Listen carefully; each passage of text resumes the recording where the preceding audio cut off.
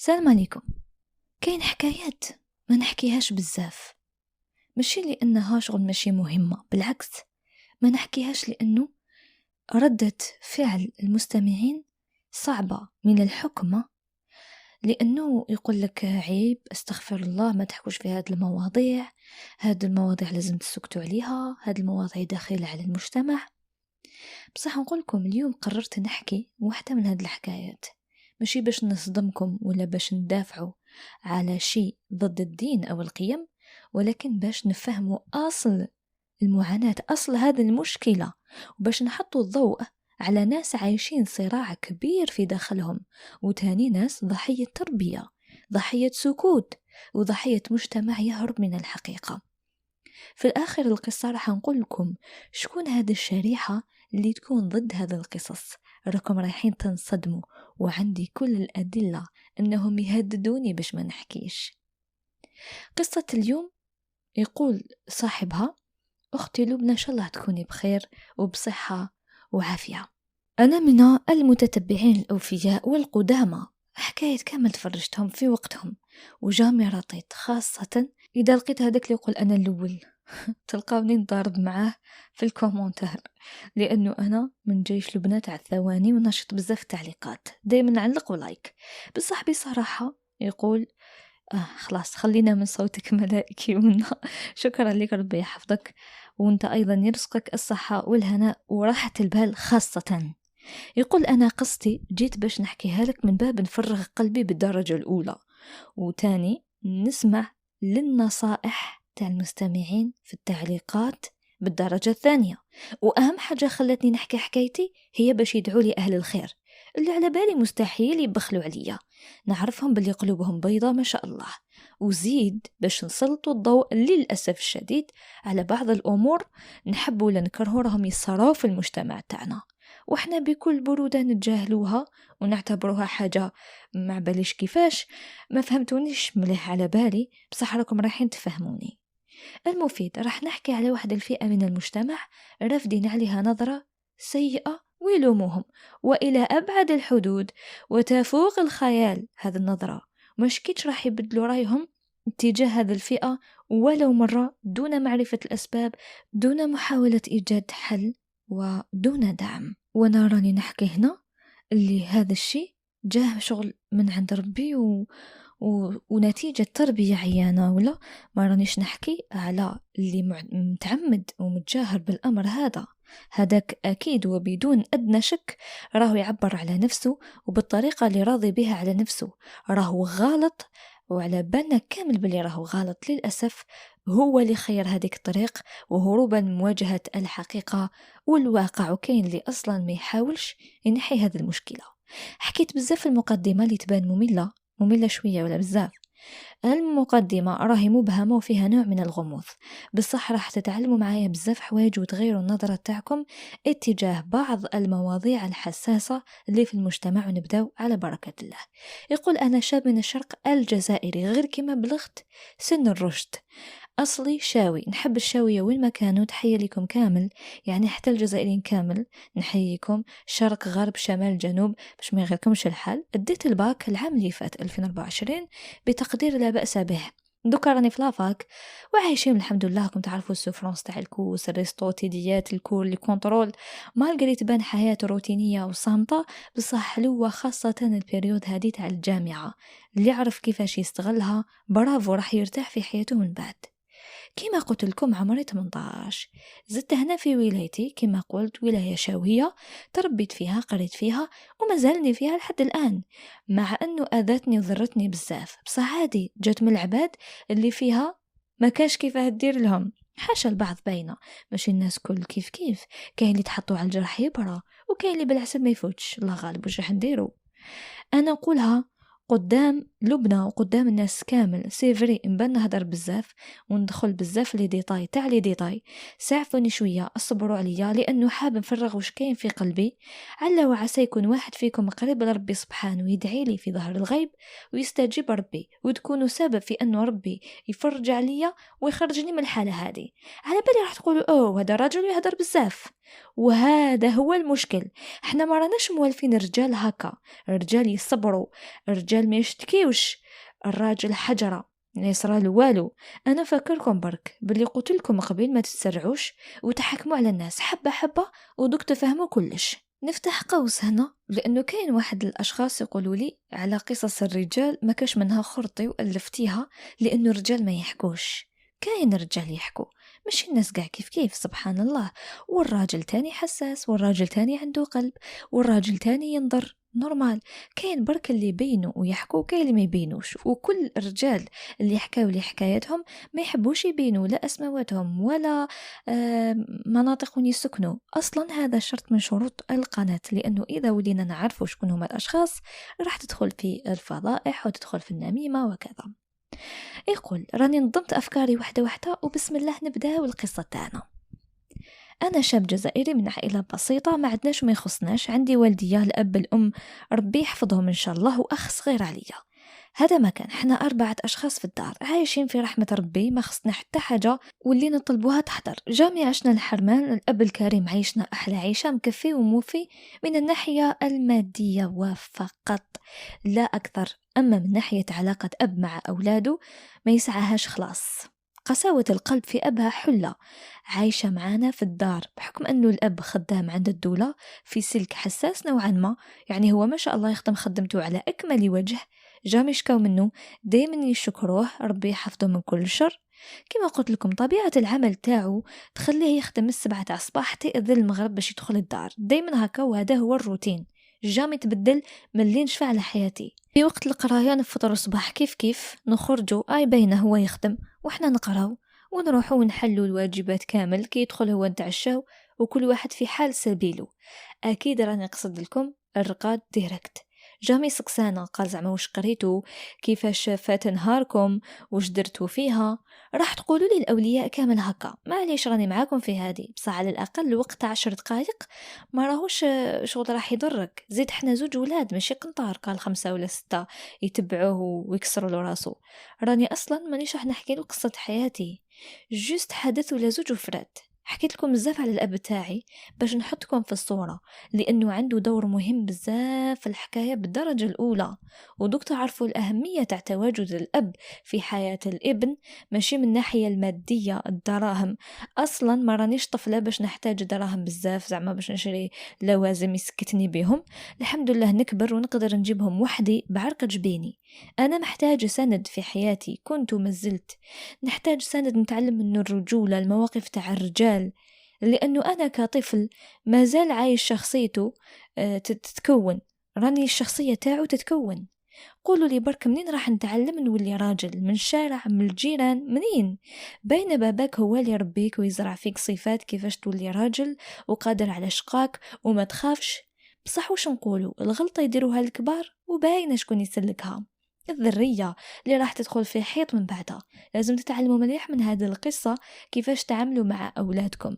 أما الأم تاعي اللي نحبها من كل قلبي، كانت نعمة الأم، نعمة الصديقة، الأخت وكلش، واقفة معايا وتسمع لي وتعلمني بزاف حوايج طبعا اللي تقدر عليهم.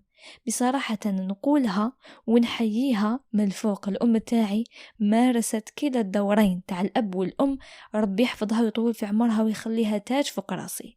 الطفولة تاعي يبان لي خلاص راكم متوقعين كيفاش فاتت، إما لا بلا ما نحكي بزاف. أنا الكبير تاع الدار، عائلة لبس عليها ماديا، أكيد بعد فترة صعيبة شوية دوك تعرفوها بالمختصر المفيد، يعني فتنا بالحلوة والمرة وعشنا الفقر، والمرات بتنا بلا عشاء بلا لبسة بلا والو، وين شكارا حليب نبكيو عليها وما نلقاوهاش، وجوزنا يامات الحمد لله، عشنا الرخاء والخير من عند ربي.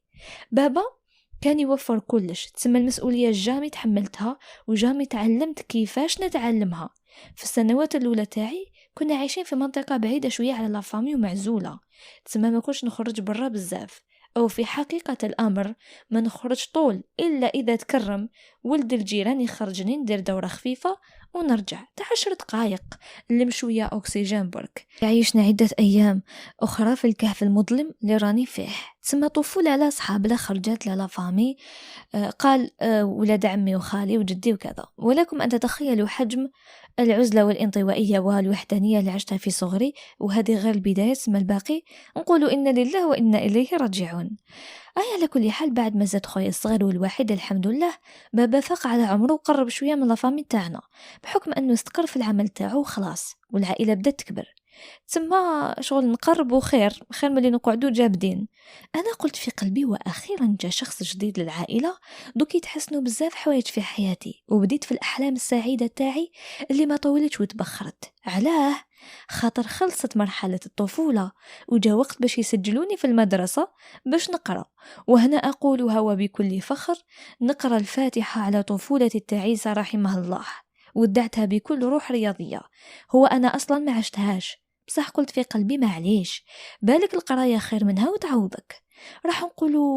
راح تقولوا عفوا نتوما، انت كيفاش تشفع للطفولة تاعك وكذا؟ أكيد نشفع، ونشفع عليها أكتر من اسمي، لأني ما شفت فيها والو. طفولة فارغة خالية من الدراما والأحداث. كي نسمع الناس كلات التراب وتجرحت وتكسرت وتقابضت وعيشة حياتها وختمت السيناريوهات تاع المرادم ودعاوي الشر، على بالي ماشي كامل عشتهم، بصح أنا هذا كان أحد أحلامي.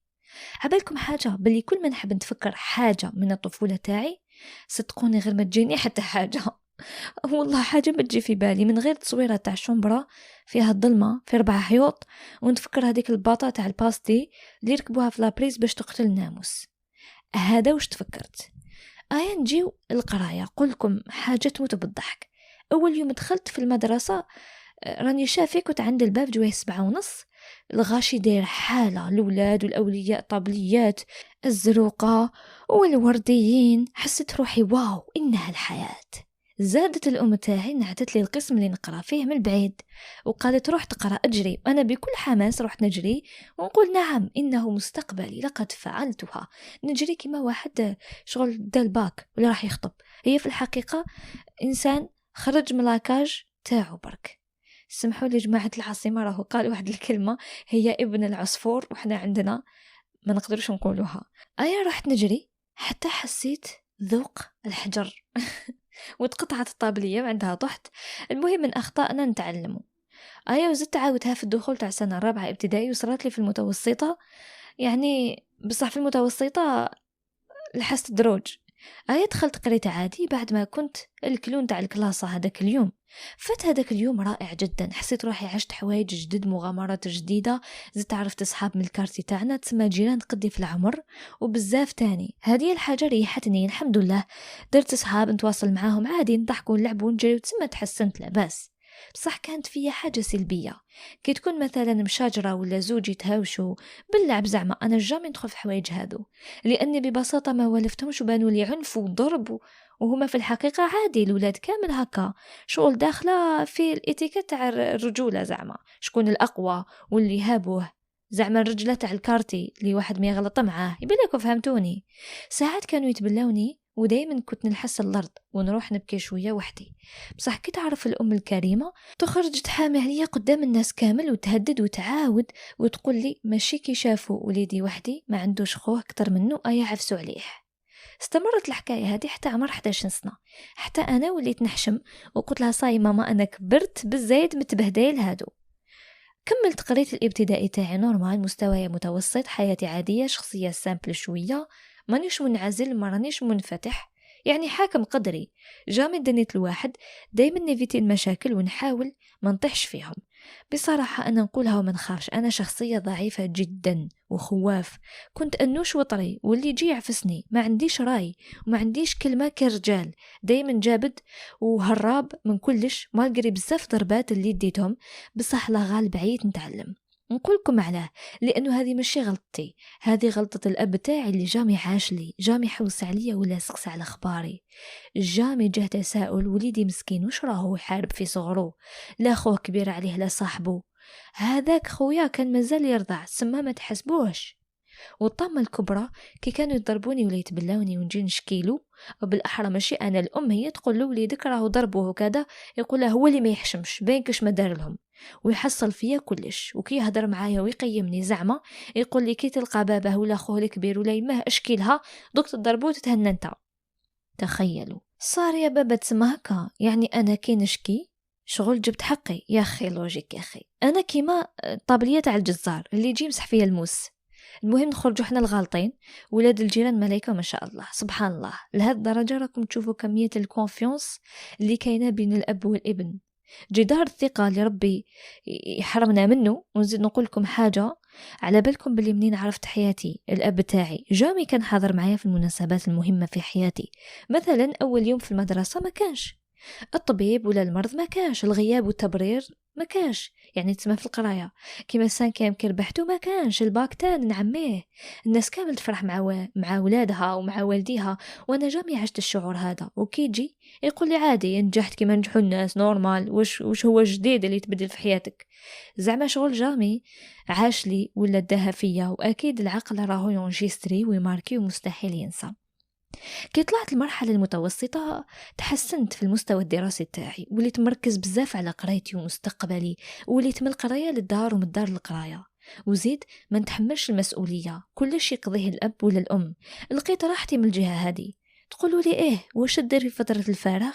على بالنا القراية مليحة، بصح ماشي كلش في الدنيا. دوك نقول لكم فتحوا ودنيكم مليح ونتمنى ما تتصدموش وما تحكموش عليا من فضلكم.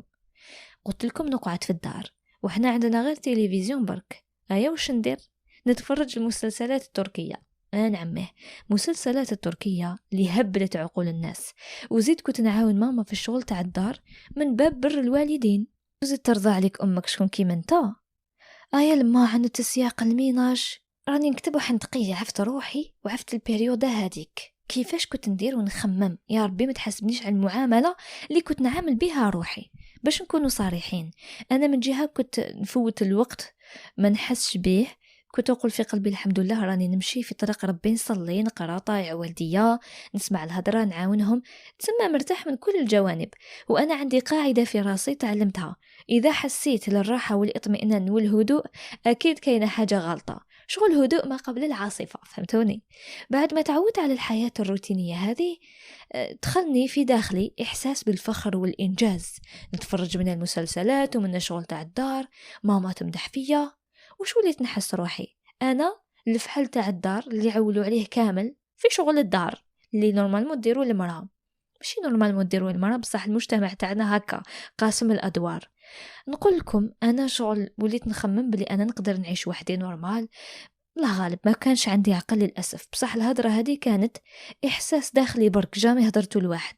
عبالكم ساعات نتفكر عمري نحب نبكي، كنت نقول له كان جا عندي أب حقيقي راهو يلعب معايا، راهو يساندني يوقف معايا يحامي عليا، في بلاصة ما نقعد نخدم الشغل تاع الدار ونتفرج المسلسلات كان قادر يخرجني برا يديني الكاش صطاد ولا جبل نكومبي ولا تحواس ولا الكشافة، يديني عند معارف ونخدم في الشونطي يا سيدي، ولا يلوحني في كاش حانوت. أبسط حاجة يديني لدار جدي مع ولاد عمي نلعب معاهم ونعرف الجنس تاعي كيفاه يخمم وكيفاش يتصرف. في العمر هذا صراحة ندمت لأني ما عشت حتى حاجة مليحة في حياتي. أنا راجل نورمال مو وش ندير، الحريث الضرب الدمير التنافس بقى للأقوى، على الأقل يدي يحرشوا شوية ما نبقاش طري ونخاف حتى نهز حجرة ولا نهز يدي وندافع على حقي. وتاني الأب تاعي كان يحرمني من الخرجة، امبوسيب نخرج نلعب ولا نبرد على قلبي برا بحجة انت قبيح وتخرج تجيب لي المشاكل تقعد في الدار خير. صاحت وليدي ويقولها بالعياط والتهديد ماشي كما تخيلتوا، ويوصل الأم باش تغلق الباب وممنوع نخرج. وأكيد كما على بالكم وليت نعيف الخدمة، نكره الخدمة ماشي كرها فيها وإنما خوفا برك نحسها حاجة مجهولة، شغل ما رانيش مقتنع بيها. زعما مثلا أنا نتخيل روحي ماصون ولا نجار ولا حفاف، مستحيل. نحس روحي ما عنديش شغل شخصية، يعني تحياتي كامل للرجال اللي يخدموا هذا الخدمات، ماشي عيب أنا نقول لكم أحاسيسي برك. المهم تكون تخدم خبزة حلالية توكل بها وليداتك، هذا هو الرسمي. للأسف الشديد عيت نقتنع بحكاية الخدمة، مالغري دوكا راهو خصني المصروف ومحتاج الدراهم باش نعيش، وأنا السبب الأول والأخير يرجع لأني ما تربيتش على بيئة قاسية لتعلمني نعول على روحي ونكافح باش نجيب هذاك الدورو وندير له 1000 حساب قبل ما نصرفه. سينو كي تلقاهم واجدين شغل باينة باللي تصرف بلا ما تحس. وتاني أنا نكره الخدمة لأني منديرش لامان في الرجال، ومستحيل تتغير النظرة تاعي تجاههم. اديت صدمة كبيرة وراح تعرفوا واش هي. المهم ربي فرج عليا، كل ما نطل على حياتي نلقاها مخروبة من كل جهة. بصح وش راح نديرو من غير الصبر والاحتساب؟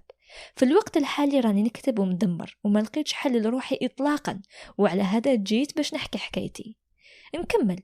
بعد ما طلعت للسنة الثانية متوسط راني شافي جاوني أعراض البلوغ، يعني يصراو لك تغيرات بزاف في الجسد تاعك، منها داخلية ومنها خارجية، والرجال ما يعرفوش راني نقصد. أي حرت قلت لماما وش عندي بصراحة، شغل حكيت لها، شفت الحشمة في وجهها، ما عرفتش وش تقول، ما تفهموش غلط، أنا ما خسرتش الهدرة، عبرت تعبير قد عمري من باب العفوية لا أكثر. أنا رحت نرقد، سمعت ماما تهدر مع بابا باللي ابنك بيه وبيه، قالها ما نعرف غدوة ندوه لطبيب وفرات. قلت لكم بابا تاع دراهم وطبيب وكذا يعطيك شغل الحل من الأخر، ما نعرف بالك طبيعة العمل تاعو خلاته يولي هكا. وش رايكم نتوما؟ الله أعلم. أنا هذيك الليلة رقدت نبكي لأني حسيت روحي درت حاجة غلطة وتجاوزت الحدود، حكمني شعور بالعار وتأنيب الضمير، المهم مشاعر مخلطة. هذا كامل بسبب لخبطة الهرمونات، يعني بالتفسير العلمي المنطقي الدقيق. بعد ما نصت مرقاد رحت نقرأ عادي، كي رحت فتحت معايا الأم تاعي الموضوع وقالت لي كلمات قاسية على قلبي شوية. كنت مازالني طفل وعقلي ما يتحملش بعض الأمور، بنبرة حاسمة وجرأة وصوت متغير على المعتاد، شغل حركات محتمة فوق قلبها، وأنا ما نلومهاش لأنه هذا دور الأب ماشي الأم، يعني سمحوا لي بصح ماشي لهذه الدرجة تاع الإهمال. قالت لي ماما صاي انت راك كبرت ووليت راجل ودوك تنض لك اللحية والمسطاش، صوتك يخشان وما تزيدش تلحقني عند الديار تاع لا فامي، البنات ممنوع منعا باتا باش تسلم عليهم لا بيدك ولا تكثر معهم الهدرة وتدي وتجيب في الهدرة. وقالت لي دوكا أي غلطة تديرها راك رايح يعني تتحاسب عليها وراح تكون سيئة في كتابك، وزيد عندك رمضان هذا اللي يبقى له 10 أيام، وجد روحك باش تسيي تصوم، باش رمضان لازم تصومه كامل، راك كبرت خلاص. أنا سمعت ميت بالحشمة ودمعتي في عيني لأنه موضوع حساس، وندمت على النهار اللي حكيت فيه. هيا كما كان الحال جاء رمضان وصمته كامل، وبعدت على نساء وطبقت كل اللي قالته لي ماما. دوكا ندخلوا للمفيد، دوك يبدأ الأكشن والإثارة. هنا تجي نقطة التحول تاعي من طفل صغير إلى مراهق. الحمد لله راجل بصفاتي كامل، الصوت خشين الله يبارك، والمسطاش اللحية مازال شوية، تسمى عادي كما أنا كما رجال كامل. تسمى خارجيا الحمد لله لباس عليا، ما خصني والو ما شاء الله، وهذه حاجة تبشر وزادت لي الثقة بالنفس تاعي، لأنه لين نلقاه يقول لي وليت راجل راك كبرت. بصراحة مقارنة مع أولاد لافامي والزملاء تاعي كنت خير منهم في تطورات هادو، تسمى مسطاش الصوت وكذا. وهنا بدأ يتبدل تخمامي شوية. افتحوا لي دوكا ودنيكم مليح مليح وراح نقولكم أهم حاجة في القصة تاعي، واللي هي أنا في الحقيقة ما رانيش راجل كما حاسبين، مانيش راجل. دوك نوضح لكم. أنا كما هو معروف أنه في مرحلة البلوغ صاي معناها كبرنا، تسمى الاختلاط محرم بسبب أنه الدين تاعنا يقول باللي نساء ما لازمش نقربوا منهم، ممكن تصرى فتنة ونوقعوا في كبيرة الزنا والعياذ بالله. وهذا يجي من المصاحبة والشيخات الزايدة والجمايع مع الجنس الآخر، هذه ما يختلفوش عليها اثنان، واضحة وضوح الشمس. أنا الفترة هذه لاحظت حاجة في روحي، صحابي كامل يحكيوا على البنات، وهذه زلة، وهذه نمشي معاها، وهذه فيها وعندها كذا. سمحوني بزاف على الهدرة والتفاصيل باش نحطكم في الصورة، راكم عرفتوا وش نقصد. هادو كامل داروا لي 1100 سؤال في راسي، مخي ماركا ايرور، ما فهمت وش كاين حرفيا، لأنه بصراحة جامي حسيت بفتنة النساء هذه كما راهم يحكيوا، وجامي شفت النساء على أساس أنهم جسد، نشوفهم عادي عباد عايشين كيفهم كيف، يتسمى تخمام تاع واحد نية ما شافوله في حياته. مالكري حسيت باللي كاينه حاجة غريبة وحاجة غير طبيعية مستحيل تكون نورمال. برك كنت نفوت، كنت نسكت ونقول هادو ما يحشموش، حرام عليهم يهضروا كيما هكا. انا اللي راني انسان طبيعي، انا اللي شغل راني تقدروا تقولوا داخل الالتزام. جامي حكيت على بنات الناس كيما هكا لا خممت فيهم حاجة عيانة، حسب البنات كامل خواتاتي جامي جاني هذاك الشعور تاع ذكر ينظر إلى أنثى بطريقة فطرية وغريزية نورمال، تسمى انجذاب نورمال. بالمقابل كنت نقول ربي الحمد لله عفا عليا ورحمني وهناني من هذه الفتنة، وكنت حاسبها نعمة، لكن في الحقيقة كون بقات هكا معليش نفوتها يا سيدي ونقولوا نعمة. بصح لي راح تسمعوا متأكد يصدمكم، الصدمة الكبيرة أني لقيت روحي معجب بالرجال. معجب يا لطيف، وش هذا الابتلاء اللي تحطيت فيه؟ اللهم استرني فوق الأرض وتحت الأرض ويوم العرض الأكبر يا رب. كي بديت نحس وعرفت هذا الأمر شغل جاني عادي، تلقاني دائما مركز معاهم، ندقق فيهم، اللحية، المستاش، الصوت، لي ميوسك، لكم تعرفوا كيما يشوفوا زعما المرأة تشوف الراجل، ولا كما الرجل يشوف المرأة. بصح أنا للجنس الآخر. في سنواتي الأولى جاتني عادي، قلت لكم الهرمونات مخلطة، ما كاش على بالي بلي هذا الشيء غلط. نفتحوا قوس على واحد الأمور تقولوا لي هذه فطرة وغريزة في الإنسان، كي يبلغ يعرفها ديريكت ويحس بها، تسمى بلا ما يحكوا لي ناس بلي الراجل ينجذب للمرأة والعكس، تسمى راهي باينة، تسمى كاين مشكل نفسي ولا عفسة كيما هكا.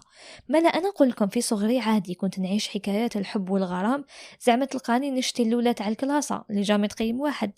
نقدر نقول حبيت من صغري واحد الربعة هكاك، بصح تاع ولاد صغار كنت تعرفوا، تسمى حياتي تبدلت غير كي بلغت. الفطرة تاعي شغل تخلطت وراحت فيها، وهادو الصراعات كامل والأحاسيس كانوا داخل قلبي. جامي حكيت الواحد ولا سقسيت على الأمور اللي صراولي، لأنه ببساطة ما عنديش صحاب، ما كاش معاه من نحكي على هذا الموضوع. هيا نحكيو على موضوع الصحاب. في صغري عرفت واحد جارنا كان صاحبي لانتيم، تقدروا تقولوا دايما معاه، نخرجوا كيف نلعبوا مع بعض، نديروا كلش كيف. طبعا في الوقت اللي نخرج فيه واللي هو مرات تعد على الأصابع فقط، كنت نحس الدنيا ابتسمت لي، وبديت نتحسن عفوا داخليا. بصح يا فرحة ما تمت، لقيت بلي هذا صاحبي بدا يتبدل عليا، يرمي الهدرة المسمومة، يحاول يحقرني ويذلني ويهبط من قيمتي قدام الناس. بصح أنا ما كنتش نعرف بلي هذا راه نوع من الغيرة. واستمرت الحكاية هكا حتى الثانية متوسط وين كبرت، يعني تما صاي فقت على عمري، وعرفت بلي هذا راه حقد وغيرة ويتمنى لي الشر وما يحبش يشوفني مرتاح. هيا بعد ما فقت بخدايمه وصارحته، قلت له علاش دير هكايك، حنا خاوة. سكت وما قال والو، ومن هذاك النهار ما زادش أحكى معايا. شغل خرجني أنا الغلط، وأنا اللي ربحت له العيب تاع تسمى نذلك ونهينك وتسكت وما يعجبكش الحال هاوليك الباب. قلت أنا حياتي ما نعيشهاش كيما هكا، هاي حياتي فوتها بلا صحاب، نزيد نكملها بلا بيهم نورمال، ما نشرح الموت وداكش ما يصرالي. ودوكا للأسف ولات عندي عقدة من صحاب، لأنه هذاك الإنسان دار لي صدمة ما راهيش متوقعة. كون نقول لكم أبسط الأمور اللي كان يديرهم ما تأمنوش، على بالي العقل تاعكم ما راهش رايح يستوعب. أنا الحاجة اللي ضرتني أنكم تحسبوا كيما أنا، تسمى محالي أذيني ويدور عليا، وفي الأخر هذيك الصورة تاع صاحبك مهما كان قاسي عليك بصح يحب لك الخير وكذا بدأت تروح. وأنا دخلت في حيط، جاني 100,000 سؤال، كيفاش وعلاش وش درت، بعد صاي تقبلت الأمر الواقعي. بصح يا خاوتي والله ما نسيتو مالقري كلش، بصح كان خويا وصاحبي وكلش. شافي كنت نهرب من الدار على جال باش شغل نهملو كيف، وكون يرجع بيا الزمان يبقى صاحبي لانتيم اللي جامي ننساه. بصح الكرامة فوق كل شيء، والأذى الكبير اللي دارو مستحيل ننساه. على كل حال ربي يهنيه في حياته. اصلا راني نتلاقاه دايما، شغل نشوفه هكا وباينه كلي جامي عشنا مع بعضانا، شغل انسان عادي فاتح عليا. هذه هي الدنيا. على كل حال طلعت الليسي، تبدلت حياتي 180 درجه تاني، وليت نركب في الحافله باش نروح الليسي، ولا ورجال يلاحظوا تصرفاتي الغريبه، شغل كيما راجل يشوف في امراه. انا العكس، قلت لكم ولاو الناس يتوسوسوا مني وانا لا خبر. كي كنت 14 سنة، تسمى كنت مازال صغير. أنا بقيت على هذا الحال حتى الثانية ثانوي. في أول يوم الدخول المدرسي نط بكري، لبست خشي وجت روحي، رحت اللاري تاع البوس نسنى باش نركب ونروح نقرأ. أنا رحت دخلت أول يوم حصص تعارف، والمراقب يعيط على دفتر المراسلة طابلية، والبنات يعيطوا عليهم على الشعر كم تعرفوا. فات نهار الأول صامت رهج، لأنه البروف تاع المات منين دخلت وهي رانا روطار زربوا البروغرام شارجي، وحصص الرياضة غير نساوهم أني نديهم باش نعوضهم. قلت لكم بهذاك التعب كامل خرجت من الليسي على 5:30، كنت مصيف دومي مونش مالغري سبتمبر. أنا بديت نمشي وتطيح المطر خيط من السما، رحت نجري، ركبت في البوس لقيته فارغ يصفر، كامل بداو يروحوا، تسمى شغل الوقت كان شويه روطار. انا قعدت شافي في البلاصه الثالثه قدام الكارو، من بعد بدا يدخل البرد منه. بدلتها قعدت في اللي قدامها. انا قعدت لميت روحي ونستنى يتعمر البوس حتى يدخل واحد الراجل جوايه 50 سنه هكاك، بصح ما يبانش، جاي شويه سبورتيف شغل، ماشي معضل بصح شغل يبان اكتيف، رقيق شويه، كان لابس دومي مونش مام هو، وكان شغل رافد شغل دي شوميز تاع الورق. المهم مع ركب القلبس فارغ، انا شفت فيه شغل هكا بشقه تاع عيني ودورت راسي. انا كي شفت فيه لاح فيا واحد الخزره يا خوتي ما تبشرش بالخير، من عينيه اللي كانوا يخرجوا الشر، باين طول باللي راح تصرى حاجه مش مليحه اليوم. دورت راسي حتى لقيته قعد معايا، قلت انا كيفه، خلى البوس كامل اللي راهو فارغ وجا قعد معايا. هذه فيها معليش صبرت، قلت إن بعد الظن إثم، بالك يحب يريح في هذه البلاصة، بالك يحب هذه البلاصة يا سيدي. خليته على حاله حتى السيد بدا يلقى راحته بزيادة، بدا يهدر ويعاود. أنا مع الأول شغل عبرته، بصح كي كثر فيها صاي سكت وخليته وحده حتى سكت، والمواضيع حساسة كما نقولوا، كان يلوح السم في العسل، يبان لي فهمتو شرات. بعد ما مشى البوس بدا الأكشن والإثارة كما توقعتو. بعد إنها لمست يد يا سيدي الحكم، ماشي وحده، عديد، قعد يحشر فيا برجليه لجهة الكارو، تسمى يهدد فيا بعينيه باش نسكت ونخاف ونخليه يتحرش بيا كما يحب. انا تما صارحكم خفت بزاف وما عرفتش وش ندير، بصح ما سكتش، كنت نطبع فيه حتى عييت وقفت من بلاصتي وهبط ديريكت من البوس. قبل ما نلحق لدارنا وانا ميت بالخلعه، الظلمه خلاص كانت طاحت، والمطر والتعب والبعد، الكرطاب وكلش تلم عليا. انا مع الاول قلت ممكن هذا ما راهوش منا، تسمى ما يعرفش البلاصه، خلي نفوت من طريق خاليه ليه نوصل للدار، وهو شغل ما يولي ما يلقانيش نتبحر له. انا نمشي ندور على غفله نلقاه مورايا، راني نحلم ولا كيفاه، رحت نجري هو مورايا يجري من قلبه. لحقت الخرجة تاع الطريق في ميسكم وش لقيت؟ كلب، نعم كلب عربي يستنى فيا. يا ربي وش درت في حياتي حتى صرالي كيما هكا. جريت الحمد لله، بدلت الطريق، تما كنت قريب للدار، واحد نص كيلو تاع مشيه. كملت نجري، كي قربت للدار درت مورايا لقيته لحقني، كان لابس هو نواظر كحولة، باين وحش بشري، ذئب متعطش للحرام.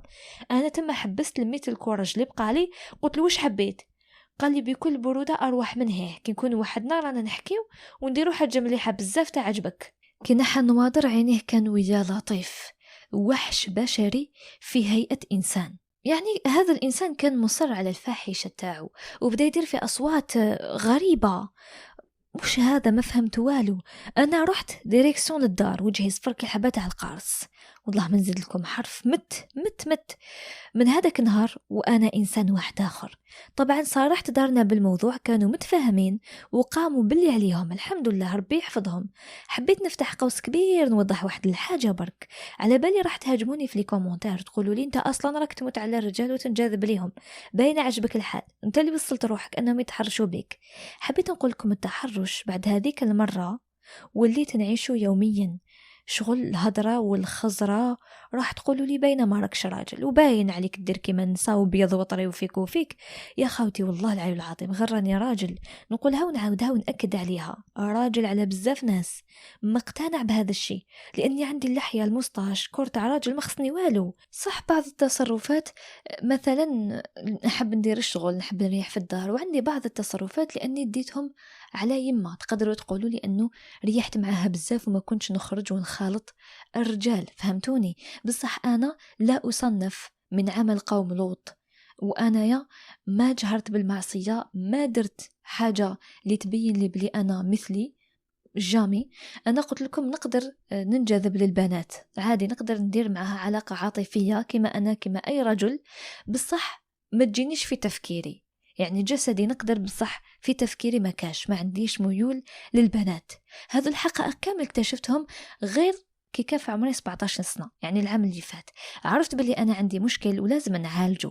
تماما قبل كما قلت لكم كنت نحس حاجة غلطة ومشي طبيعية، هذا ما كنتش واعي بالشي اللي راهو يصرالي واللي رايح يصرالي. دوك نشرح لكم الحالة تاعي ببساطة باش تفهموني. أنا رجل بصفاتي وشكلي ومظهري الخارجي، ما نحكيوش على الطفولة تاع شغل الدار والمسلسلات، هذا كان طبع سيء ونتيجته راهي خرجت دكا. أنا حاليا راني راجل، حس روحي راجل، لكن عندي وسواس قهري بسبب الشذوذ، نحس روحي شاذ بمعنى أني ننجذب لنفس نوعي، لكن في العلاقة العاطفية عادي جدا كما أنا كما أي رجل. بعد عدة أبحاث عن الأسباب تاعها لقيت باللي التحرش وعلاقتك بالأب تاعك في الصغر والأم كذلك والمحيط كامل يأثر عليك. يعني أنه أنا في بلاصة ما كنت قادر نهز الرجولة من الأب تاعي ما هزيتهاش منه للأسف، هزيتها في أولى المراحل من الأم تاعي اللي كانت تدافع عليا، تخرج تجيب لي حقي قدام الناس، وكانت تبان لي هي مصدر الأمان والقوة. بصح في عمر 12 سنة وليت نهزها من الرجال اللي نظل نتبع في تحركاتهم وصفاتهم وكذا، إما لا انجذبت ليهم في عوض ما نقلدهم. فهمتوني؟ ثم باش نعوض النقص تاعي منهم برك، كيما طفل في صغره تلقاه يقلد الأب تاعو ولا أخوه الكبير ولا خاله ولا العم تاعو، المهم رجل في حياته يهز عليه. أنا يا قلت لكم هذا الشيء ما عشتوش في وقته للأسف، تحتمت عليا نعيشها في مرحلة خاطئة، ومع التغيرات الجسدية والهرمونات كلش دخل في بعضاه وصارت الكارثة. والتحرش راح تقولوا لي صرالك بعد الحوادث هذو كامل. انا اقول لكم باللي كي كنت صغير واحد 8 سنين هكاك تعرضت للتحرش ايضا قدام الناس كامل من طرف واحد كثر مني كبير، هو حكمني ودار فيا اللي ما يندارش، ضحك علي الناس الاولاد. بصح هذه ماشي في دارنا، هذه كي رحنا فاكونس عند جدي كانوا ناس لما مكبوتين متشردين. المهم هذه اثرت عليا، والتحرش كما قلت لكم اديت منه صدمة كبيرة خلتني وصلت حتى أنه درت محاولة انتحار. بصح حاليا الحمد لله راني خير من بكري من ناحية شغل ريكلامي، أصلا جامي يقدموا لي صاي كبرت وليت رجل. بصح آثار الصدمة لحد الآن ما زالهم من خوف وشعور بالعار، الكونفيونس طايحة، محال ندير لمن في حتى بنادم، وبزاف حوايج داخلي نحس بيهم. نتمنى تكونوا فهمتوني. بصراحة أنا حاليا راني في حالة يرثى لها، عشت في صغري حوايج ما يعيشهمش طفل في بلاصة ما يلعب ويتمتع. هاكم تشوفوا وش فات عليا، على بالي راني صغير ومازال الحياة طويلة وتزيد تضرني كيما حبت وتآذيني كيما حبت، والغلطة كامل تكمن في أني ما عنديش القوة، أو بالأحرى ما اكتسبتش القوة من المصدر المناسب في الوقت المناسب في المواقف المناسبة. على بالي شدة في ربي سبحانه، بصح مام إنسان أنايا وحب نعيش حياتي ونتزوج ونجيب الذرية، وبإذن الله ربيها أحسن مني تربيت أنا وأكثر. لازم لنا الوعي برك والتوكل على ربي سبحانه، ونسعاو باش نديروا الخطوة الأولى وربي راهو معانا. الآن نلخصوا الحكاية كاملة تسمى الزبدة. أنا عشت طفولة أقل ما يقال عنها عادية، تفتقر فقط لبعض المبادئ اللي كان لازم عليا نهزهم واللي كانوا راح يغيروا حياتي فيما بعد. فوق 5 سنين حتى 12 سنة راحت كامل قراية، علاقتي مع الأصدقاء والمجتمع عادية، فيها نوع من الخوف والمواجهة والانسحاب والهروب الدائم. الثقة بالنفس ما كاش، نزيد لها التحرش والتنمر من الفوق وأمام الناس، والسند اللي يحميك ما كانش. وعشت حوايج ماشي تاع الجنس تاعي، نحكي على الشغل والمسلسلات، تسمى ركيزة هشة وغالطة وما تأهلكش باش تربي رجل. بعد 12 سنة البلوغ والهرمونات التغيرات الجسدية وليت نحس بالرجولة تاعي، شغل الثقة طلعت شوية، بدأت تتحسن حالتي. لكن المشكلة في الميول للأسف كانت نتيجة تراكمات تاع الغلطات اللي صاروا لي في الطفولة وما كانش اللي يعاوني باش نصححهم. تاني المواقف تاع التحرش اللي تواجهني في الخارج اللي هي في الحقيقة تخليني دائما في القاع عايش في شعور العار، ونقول هذو الحوايج يصراو غير لنساو أنا رجل كيفاش يصراو ليا. هي نبقى نلوم في روحي، وفي حقيقة الأمر لازم نلوم وإحنا كامل نلوموا المكبوتين، الذئاب البشرية المتحرشين. ربي يجيبها لهم، ربي ينتقم منهم واحد واحد، ونقولهم تلاقوا عند ربي سبحانه ونقتص منكم، محال نسمح لكم لأنه خليتوني نعيش المر في حياتي بسبة حاجة جات من عند ربي مكتوب لازمني نتعالج برك. مانيش أنا اللي كنت حاب نعيش هكا، الظروف والبيئة وكامل كانوا ضدي. في بلاصة ما كنت قادر نتربى مع الرجال، راجل قادر على شقايا نجيب حق وين ما كان، ما نخاف من حتى واحد، نواجه الصعوبات كامل. ركم على بالكم لقيت ضغط العائلة والمجتمع والظروف، ساعات يجوني محاولة انتحار، ما نكذب عليكم، ما عنديش أسبوع شعر قضيت على حياتي. لأني خلاص راني في حالة يعلم بها إلا رب العباد.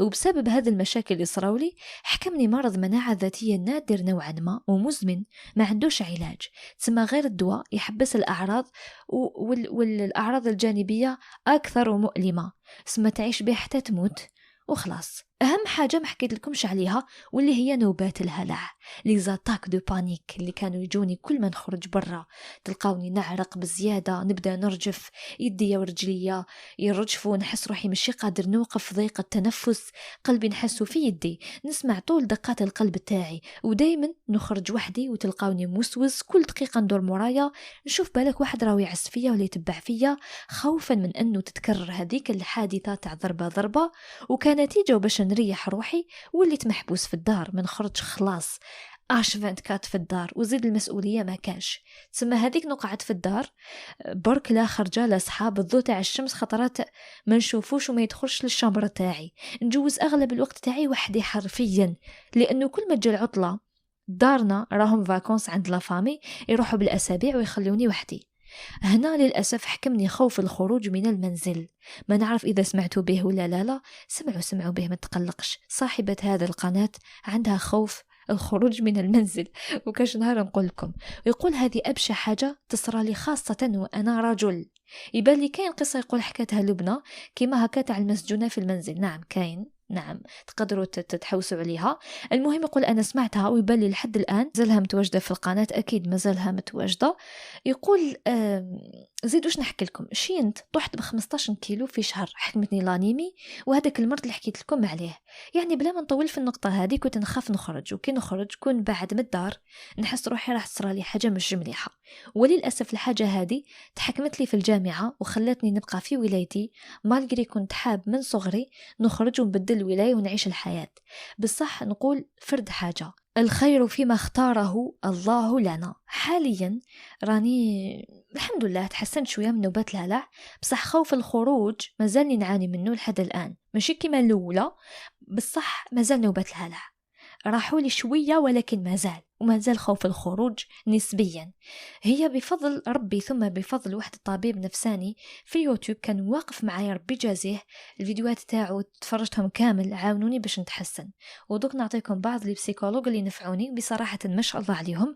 نبدأ أول حاجة بالعراقيين، حاجة ولاتها سبحان الله بلي العراقيين هاربين في علم النفس، الله يبارك، تحية لكم، ماركي وعندكم كامل. عمر المحمدي أختكم البنات سمعوا، مثنى العطار، سمية الناصر، أحمد الدملاوي، شيماء زغلول، وهلا سمير، ما شاء الله حكت في المواضيع كامل، داعية ما راهيش بسيكولوج بصح تقدر تفيدكم وإن شاء الله. أي واحد ولا أي وحدة راهي تعاني مشاكل نفسية هادوما اتفرجوهم رايحين يفيدوكم. وكاين يقول محمد صبرا المصري، الكثير من الغدوة صباح وما خلصش، الحمد لله كل واحد باش فادني، كتر خيرهم وربي يجازيهم ويعطيهم الصحة على الأعمال تاعهم. أنا أختكم لبنى نزيد لكم حاجة تاني، كاين واحد البودكاست يسموه ما بعد الصدمة، داروا هذاك راهو معروف هذاك اللي يدير لي بودكاست، احمد عفسه كان سيتو ليسونسيال، اكتبوا بودكاست ما بعد الصدمه، هذاك بزاف راهو رايح ينفعكم الناس اللي عندهم هذه المشاكل، وهادو اغلبهم يجوا بعد الصدمه كما انا. المهم نقولش حنقول لكم هذا كامل غير 18 سنه، مال الباقي كيفاه محاولة انتحار ما جاونيش هكاك، جاوني لأني نفسيا صافا با، عيت نواجه الحياة، أو بالأحرى ما لقيتش السند، لا صاحب لا حبيب لا أخ لا أب لا شيء، غير ربي سبحانه من فوق 7 سماوات يعلم ما تكنه الصدور وما تخفيه القلوب، هو اللي يقول للشيء كن فيكون. ربي عجل بالفرج القريب ويشفيني ولا يرجع لي الفطرة السليمة تاعي، حب نعيش فطرتي وغريزتي كما أي رجل طبيعي في الدنيا هذه. أصلا كي نسمع الناس يتزوجوا يتخطبوا يجيبوا الذرية، ولا راجل لقى خدمة خرج من ولاية، ولا صحابي داروا إقامة جامعية راحوا للبحر خرجوا يحوسوا، أنا نقولها نحسدهم، ماشي حسد تاع تمني زوال النعمة، لا شغل غيره، نتمنى نعيش كيما هما، نخدم نخرج مع صحابي نبحر ونعيش حياة بسيطة، على بها دايما تلقاوني سارح في تخمامي رايح بعيد، ونقول أنا كيفاش نخطب ونزوج ونجيب الذراري وأنا كيما هكا، لا حول ولا قوة إلا بالله، شعور يبكي ما تقدرش تعبر عليه. حاجة نزيد نأكد عليها، أنا ما رانيش مثلي يعني ألوان ولا لا أنا مانيش كيفهم، مستحيل نكون كيفهم، هما ربي يهديهم، ولا اللي يدير هذا الشيء عمدا ربي يديهم واحد بواحد. كاين اللي مضرورين نفسيا وعندهم اضطراب وكذا، لازم يروحوا يعالجوا على بالهم بلي عندهم هذه المشكلة، وكاين اللي عمدوا، فهمتوني؟ سما كاين اللي عنده مشكل تاع هرمونات تستوستيرون، كاين اللي عنده هابط بزاف. بصح هذا ما راهوش السبب الرئيسي تاعي أنا، السبب الرئيسي تاعي هو التربية، فهمتوني؟ كاين مشكل تاني اقتنعت به، هو الرقية الشرعية. قال لك ممكن يكون مس أو عين وحسد، نعم، لأنه بما أنه وسواس فهو من الشيطان، يقول لك أرقي روحك بإذن الله تتحسن. وكاين اللي يقول الجن ساكنك. بصراحة عيت نفهم اللي على بالي ولا فاتوا عليه حوايج كيما هكا يفيدني، وخاصة الأخصائيين النفسانيين اللي راهم يسمعوا في هذه القصة، فيدوني بارك الله فيكم. أنا الحمد لله كل ما نرقي نلقى روحي أفضل. بصح الشيطان يحاول يبعدني على هذا الطريق، ولقيت بزاف صعوبات في الحكاية هذه. كما واحد المرة كنت نرقي في روحي بالزيت الزيتون، سبحان الله، حاط يدي على صدري وندعي ونقرأ، حتى سمعت صوت صراخ في الشمبرة. تأكدت باللي الصوت ما جاش من إنسان، مستحيل يكون منه، متأكد، تسمى ممكن من العالم السفلي، حقيقة والله أعلم. مرة تاني درت ماء مرقي في قرعة وخبيتها نص صباح، لقيتها صفرة، سبحان الله، فهمت والو. مرة لقيتها مكسورة، كل مرة وش يقابلني. على كل حال كنا قاعد نهدر لكم في المواقف هادو ما نسكتش، وبلا ما نحكي على المنامات ولي كوشمار.